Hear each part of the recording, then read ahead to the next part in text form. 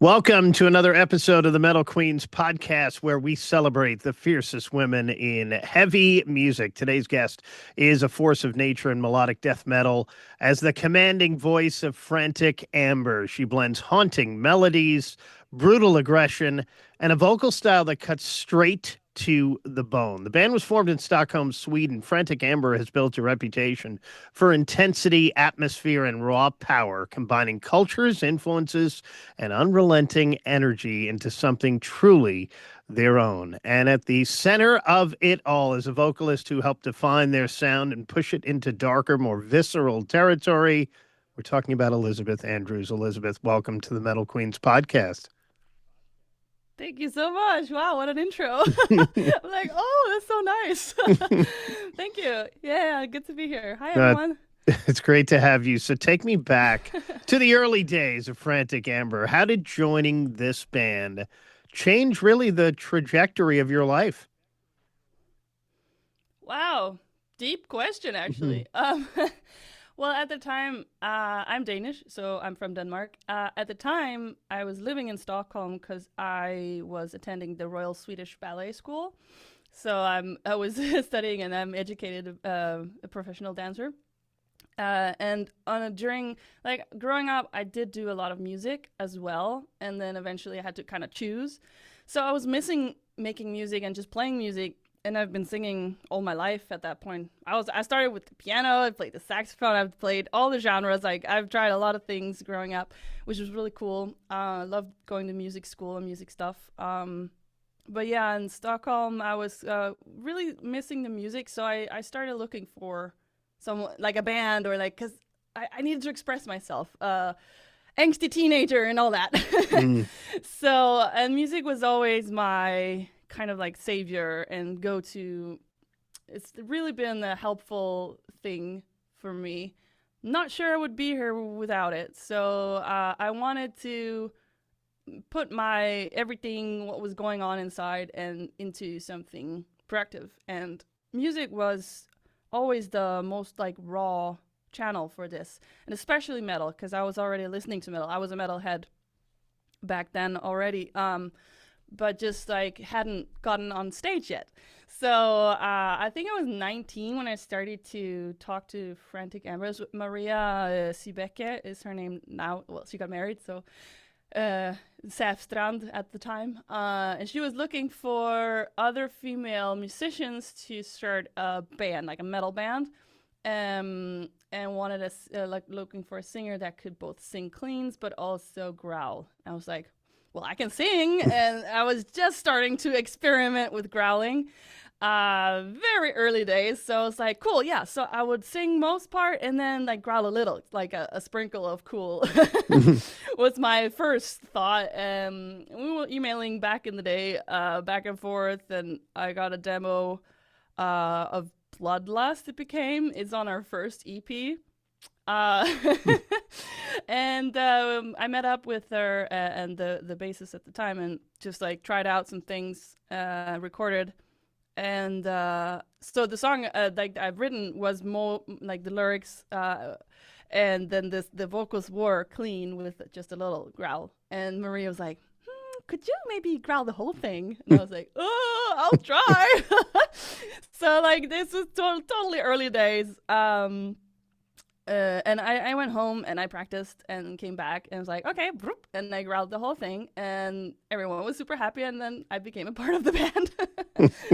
So yeah, and then we started to look for other musicians. We found Mio Jäger, which is still also in the band. Me and her are the last original from the time where it became a real band.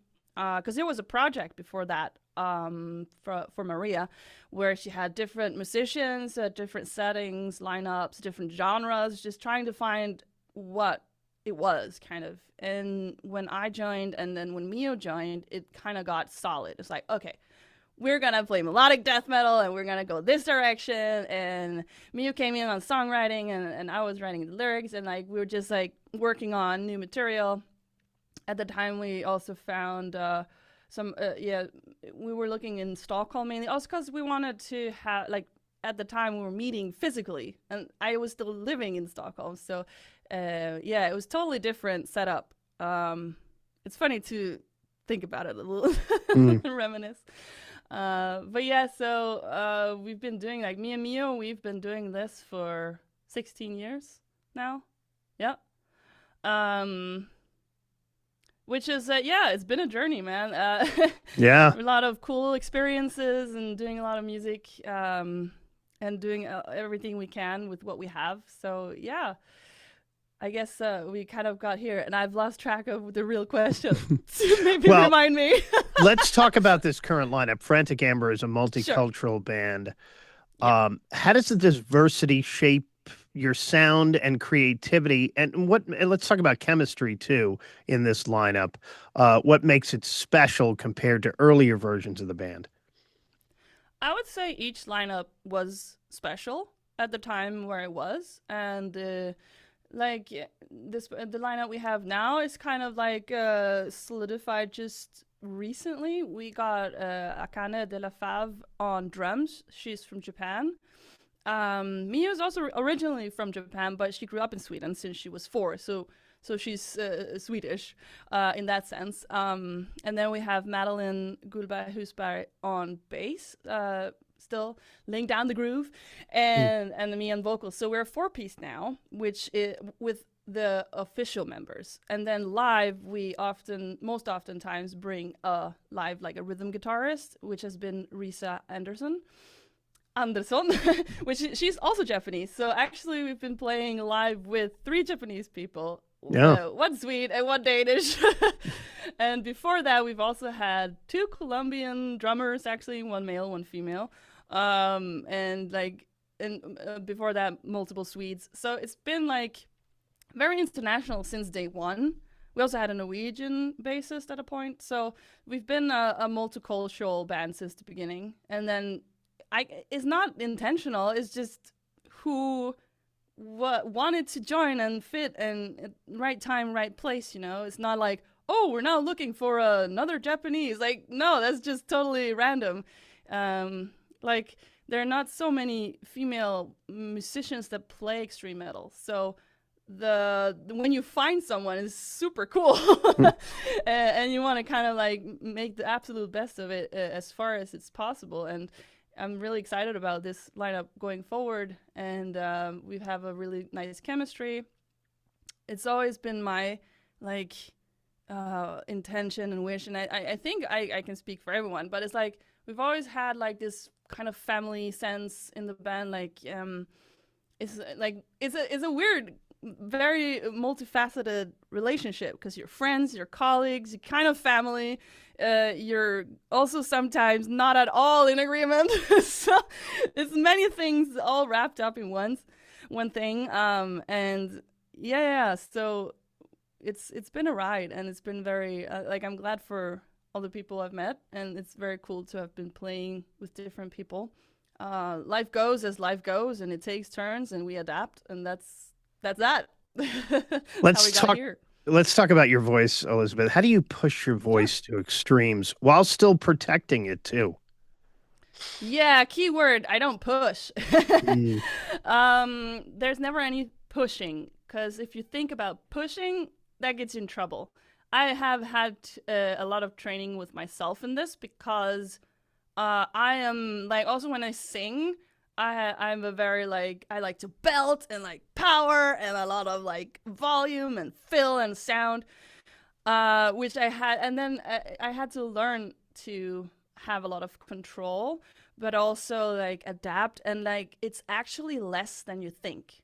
Even with belting, even with the more powerful, even with growl, with all of the techniques, each technique has its own combination of elements you need, and it's every day is different, because the instrument is inside and we're human. So every day it's different according to how I feel, what's going on, how stressed am I, how tense am I, like so many things. Some days it's just clicks and there it is. All right, like less work has to be, like I always warm up, and I warm up more than most, I think. But that's also for my comfort and for my like easing into it, and I feel confident when I've tried the things and I've felt, where's my voice today? Can I find the comfortable place. And then, of course, it's also being consistent, which is the thing I think is actually hard. It's like being consistent with how often, because of course it's muscles. Everything is muscle memory. It's like if you want to run a marathon, you gotta run often enough, at least. If not every day, then every other or sometimes a week. And then of course you need breaks and do other things as well. Like we're human, but I have a very athlete mindset about singing and everything I do. And I think it comes also from my dancing background, but it's like it has benefited me a lot to have that respect, but also to try and figure out how can I do it the most relaxed and the most like sustainable for me and for my health, but also just because it's more fun when it feels good.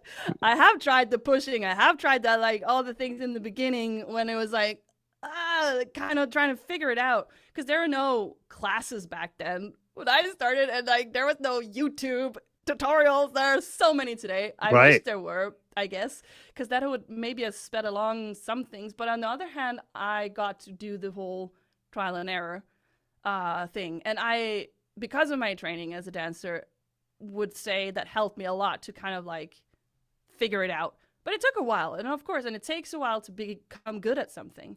And first thing I worked on was like the sound itself came quite natural. But then it was figuring out how to do that with like sustainably and healthily. And I did check in with voice doctors and like to check, is everything in order in there in the beginning, because I was nervous and everything was fine. So and I've never had any like big issues. Of course, it's a real bummer if you get sick and you lose your voice. Like that can happen to anyone. But it's also like I have many more tools today to kind of like soothe the voice and figure it out. But I have been in concerts where I was super sick and did it anyway. I like all that. I've tried a lot of things, and I really do prefer the one where I'm not sick and prepared and in good shape. Of course, that's also the ideal, but it's also incredible to have learned how much I actually can also achieve, even though it's not ideal. Like, yeah, it's a weird balance because like we're so passionate as musicians, so we really go the extra mile.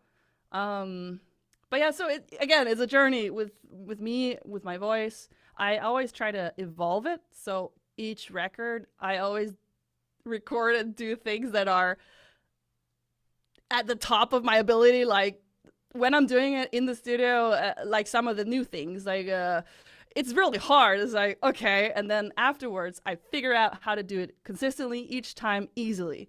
So for an example, on this latest record, on Angel Maker, Angel Maker has this really long note that I hold forever, it seems.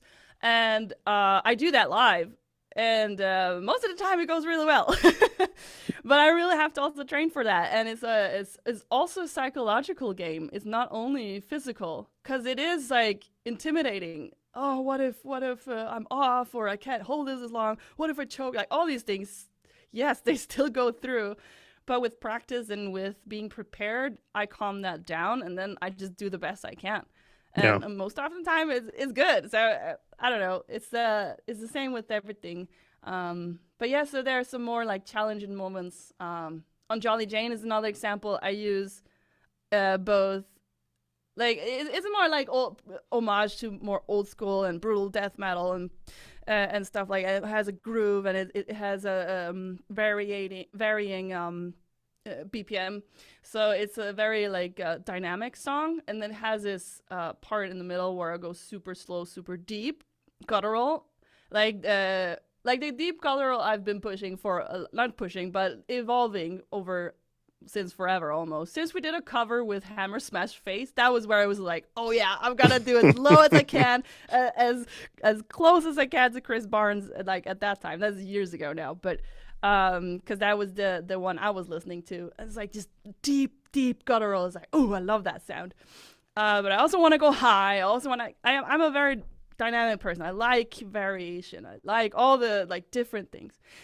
Okay, back to Jolly Jane. I was like, okay, so I've been playing around with inhale screams and like phonetics, and I was like, okay, so I just that would sound cool, super hard, because it goes out like normal, exhale, gutturals, da da da, and then it comes like a long inhale, where it's kind of like vulnerable. So if something happens on that inhale, it doesn't sound too good. It has to go pretty well, and then directly with no breath, no nothing, goes out again, gutturals, and then inhale again, but in a higher pitch, and then out gutturals, and the rest of the song goes.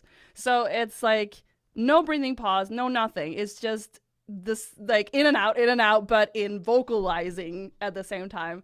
So it's like all about timing the breath, timing when I like push, like exhale, not push, exhale, and inhale, like the pressure and the back pressure of that. So it's a whole like thing really really interesting. What goes into but it? It's fun. Yeah, and it's fun. And of course in the studio I took like each take for like this piece and then the next piece, like it's more like fragmented to like figure out what's the coolest thing to do here.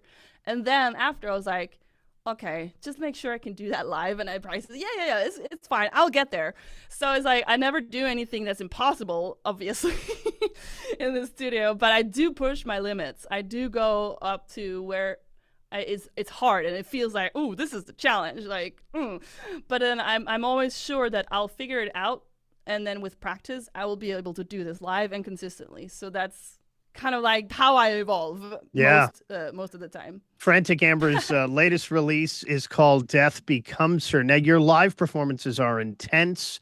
What flips the switch for you when you step on that stage? Is there any one thing, really or you can just turn it on? Kind of. It's like, it's both a process and a click. Like, I think for me, I really enjoy the getting ready, because there's a whole sequence that goes before we're even on stage. So of course there's the getting to. I love arriving to, for example, festivals, like, or like a venue where like there's already like this bubbling, or other bands are sound checking or playing, like you can just feel it in the air. Ooh, it's gonna be like this big show or whatever. So that's my like anticipation is one of the things, and you arrive and like excited, and you set up, and the sound check and everything. So that like this whole process way before you even hit the glamorous part, and all the tech things and figuring out if there's any issues, like all that. But it's also when I get ready, I think I kind of start to get in this, okay, it's soon mode, like put on the makeup more extreme, and the clothes, like it's kind of like putting on the armor. Yeah. And I love the style we have. Like, I love fashion. I also do some modeling on the side. I really love the expression in multiple areas. So it's kind of like putting everything on, and like being warmed up is number one for me. Like, super important. Yes, it's important to look the part as well, but it's super important for me to have had the time and space to warm up, and also calm down, because I'm, as you maybe notice, quite energetic. Just a little bit. Especially, yeah. Especially in these contexts and with other people, and like now I'm all excited, and I get excited also. So I also do like breath work, and I do a lot of things to like stabilize myself and regulate myself, because it's all like, it's a marathon and a sprint at the same time. Yeah. Depending on how long the set list is and everything. And it's the same during the show. Like, I have to pace myself, but also like it's like kind of like the brake and the gas in the car. So especially just before like doing something very challenging, I have to remind myself to slow down and just like breathe deeper, because now I'm gonna do the long note, or now I'm gonna do the super complicated part or whatever. So yeah, when I stand on this stage, I go on this stage and the intro is playing, and kind of like feel again that anticipation. No, I can't even speak because it's. But yeah, so, and when the music starts, I just go. Like, then the click comes, I guess, and that's also, ready or not, here I come, and that's for me too. Ready or not, I'm going. Like, I can be super nervous, and I've had more struggles with it before, but it's easier now, because I'm more like, I've done it so many times that I feel like I can do it, even on an off day. But so it's like, here I go, and then it kind of just goes. And when especially when the audience are very energetic and you can just see the appreciation and they're having fun, is then it becomes like this magical exchange Yeah. of energy. And that's my favorite part, is like, because like then they get excited and I get excited and they get excited. It kind of like contributes to each other and we're just having a party together. So yeah, there are a lot of things in it, and there's not a single thing. It's many things. But of course, it is like I'm a performer, and I always want to give the best show that I can. So it is also a switch that I'm like, okay, showtime. Like, And speaking standing of in the yeah, sorry, yeah. speaking of shows, Frantic Amber, you can check them out at Dark Troll Fest and also Metal Power Open Air, both in Germany, and both are coming up in May. Final question. You had the release last year with Death Becomes Her. Are you guys working on new music now? Any more new music coming later this year?